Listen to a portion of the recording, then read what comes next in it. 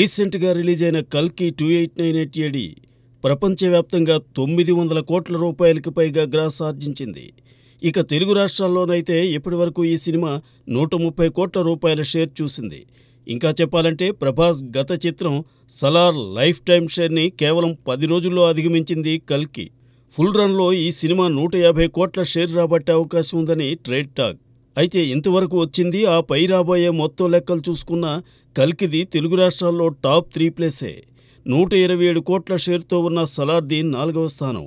'RRR' 240 కోట్ల రూపాయల షేర్తో మొదటి స్థానంలో ఉంటే 'బాహుబలి ద కంక్లూజన్' 198.75 కోట్ల షేర్తో రెండో స్థానంలో ఉంది. ఇక 5వ స్థానంలో 'అలవైకుంఠపురం'లో 120.8 కోట్ల రూపాయల షేర్తో ఉంటే 6వ స్థానాన్ని 'బాహుబలి ద బిగినింగ్' 111.1 కోట్ల షేర్తో కైవసం చేసుకుంది. 'వాల్తేరు వీరయ్య' 100.7 కోట్ల రూపాయల షేర్తో 7వ స్థానంలోనూ, 'సరిలేరు నీకెవ్వరు' 100.2 కోట్ల రూపాయల షేర్తో 8వ స్థానంలోనూ, 'సైరా నరసింహారెడ్డి' 97.2 కోట్ల షేర్తో 9వ స్థానంలోనూ, 'రంగస్థలం' 92.2 కోట్ల షేర్తో 10వ స్థానంలోనూ నిలిచాయి. ఈ లిస్టులో 'బాహుబలి' సిరీస్, 'సలార్', 'కల్కి 2898 ఏడీ' ఇలా 4 చిత్రాలతో ప్రభాస్ మొదటి స్థానంలో ఉన్నారు.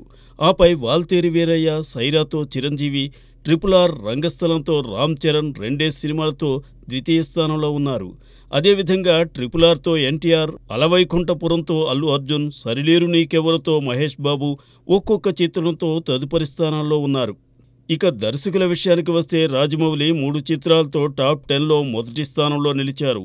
నాగ్ అశ్విన్, ప్రశాంత్ నీల్, త్రివిక్రమ్, బాబీ, అనిల్ రావిపూడి, సురేందర్ రెడ్డి, సుకుమార్ ఇలా అందరూ కూడా ఒక్కొక్క చిత్రంతో ద్వితీయ స్థానంలో నిలిచారు.